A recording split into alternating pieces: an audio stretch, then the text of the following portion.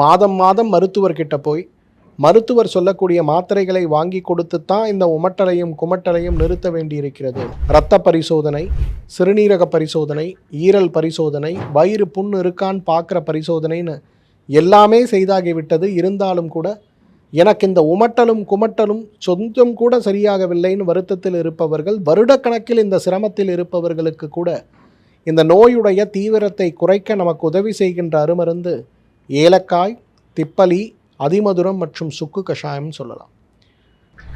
2 gram ஏலக்காய், 2 gram அதிமதுரம், 2 gram திப்பலி, 2 gram சுக்கு, இந்த எல்லாம் எடுத்து ஒரு 300 மில்லி தண்ணீரில் போட்டு கொதிக்க வைத்து 100 மில்லியாக குறைத்து வடிகட்டி, அது கூட சர்க்கரை நோய் இல்லாதவர்கள் ஒரு சிட்டிகை நாட்டு சர்க்கரையும், சர்க்கரை நோய் உள்ளவர்கள் எதுவும் சேர்க்காமலும் ஒரு மூலிகை தீநீராக நாம் சாப்பிட வேண்டும். இந்த மாதிரி மூலிகை தீநீராக சாப்பிடும்போது முதல்ல நமக்கு கிடைக்கக்கூடிய நல்ல பலன் இல்லைன்னா வாந்தி நோய் நிற்கும்.